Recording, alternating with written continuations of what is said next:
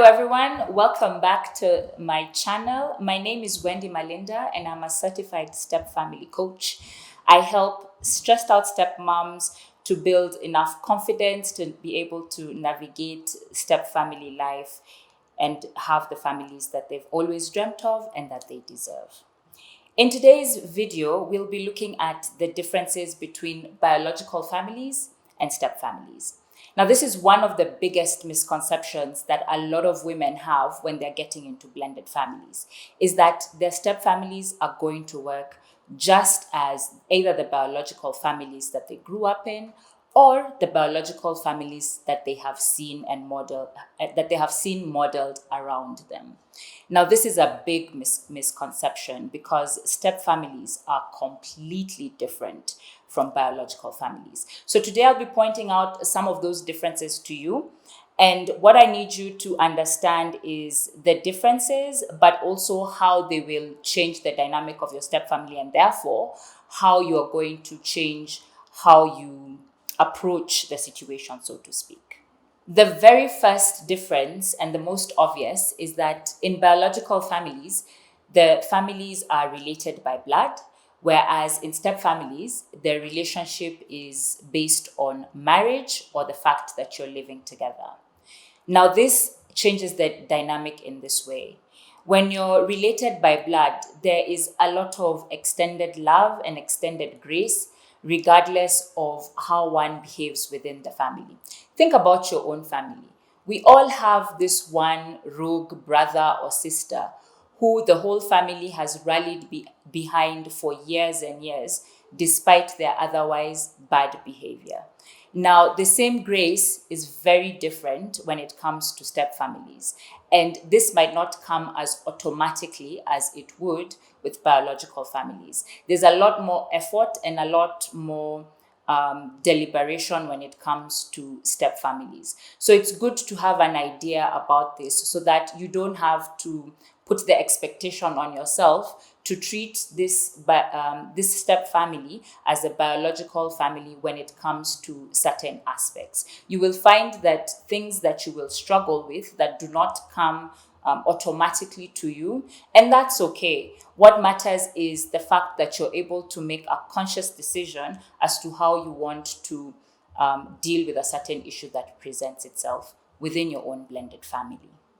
In a biological family, you have the father, the mother, and then the children, which is the normal setting, so to speak. But within the step family, you will have a different kind of dynamic because there's a new parent that comes in at any one point within the journey of the family. So you'll have a biological father, you'll have a biological mother, and one step parent. There could be more, again, depending on your particular situation.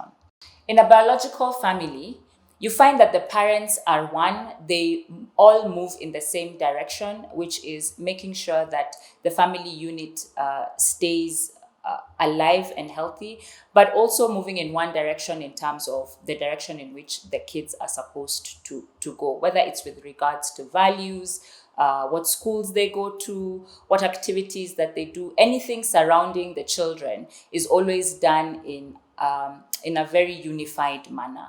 Whereas in blended family situations, it might not always be the case.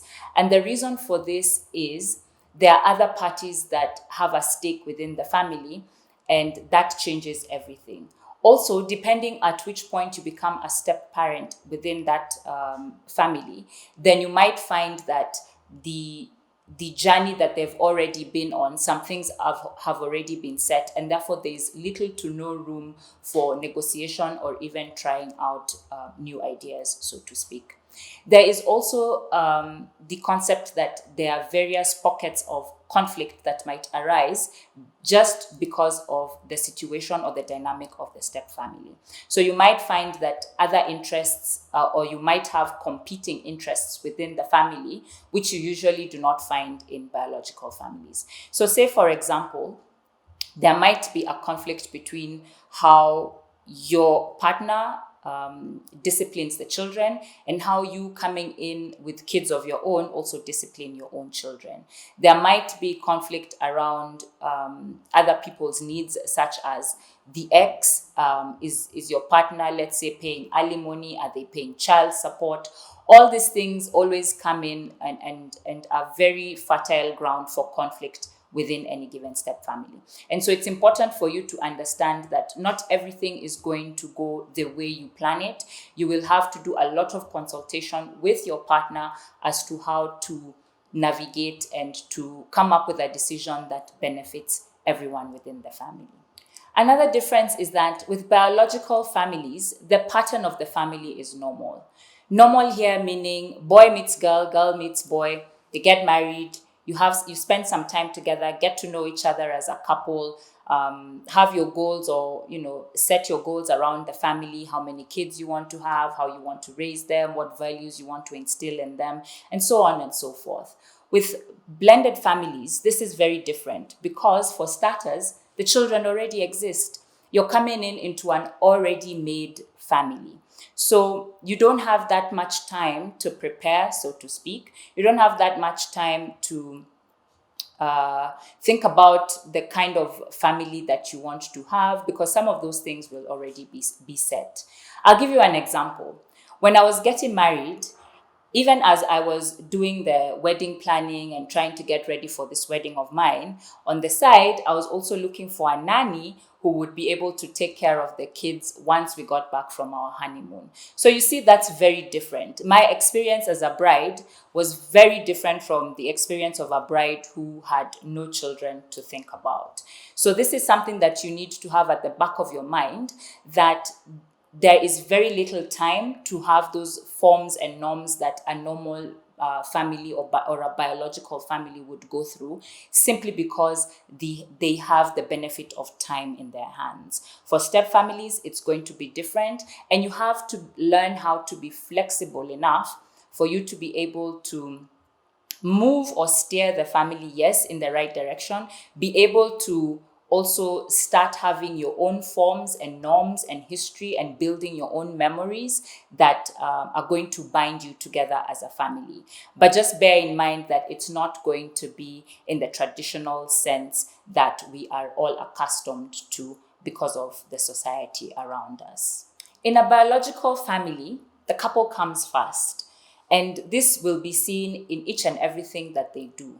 Their union is much stronger simply because they got to know each other and got to build this family way before the kids came along. With blended families, that's different. The couple almost never comes first because there are so many other relationships or many other things that need to be done for the family unit to function normally, or for you to have a healthy blended families. Now, whereas in biological families, you don't have to think about these things. In step families, you will. Some of the things that come to mind are: one, managing the routines of the children. What rules are they going to follow? They're going to be living in two households at the minimum at any given point. So we need to establish the rules that they're going to live by in your home, and the rules that they're going to live by in the other home. You also need to establish routines, visitation schedules, depending on who has primary custody or stays permanently with the kids and who gets visitation.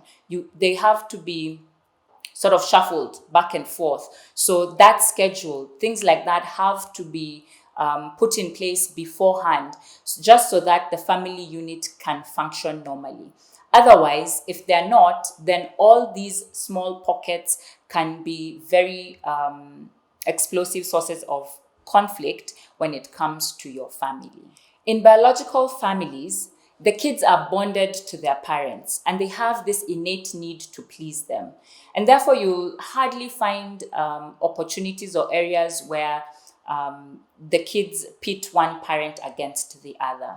In step families, however, because there are different parents coming in at different points within the family, then it's very easy for kids to pit parents against each other, depending on how they perceive the said new parent, or you as a stepmom coming into the family, or any other aspects that make the step family different from the biological family.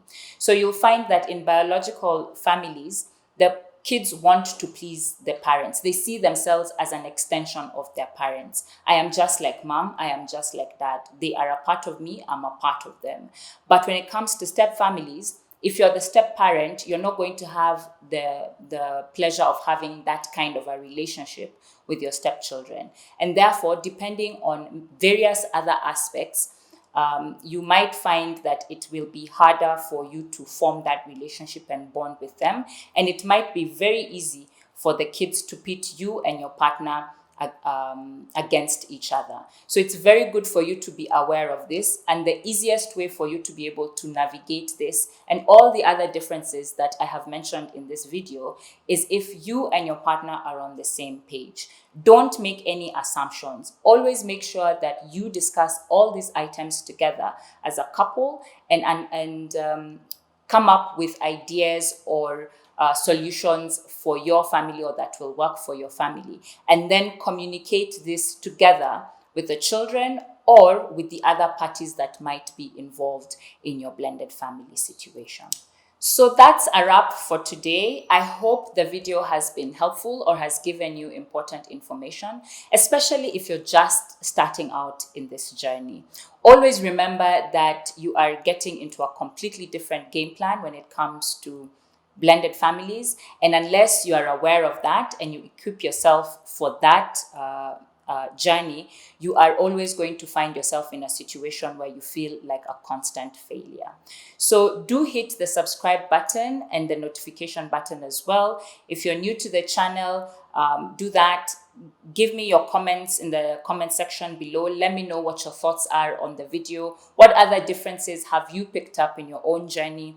Or what other topics would you like me to touch on this channel? I'll make sure to have a look and be able to deliver that information to you through the next video.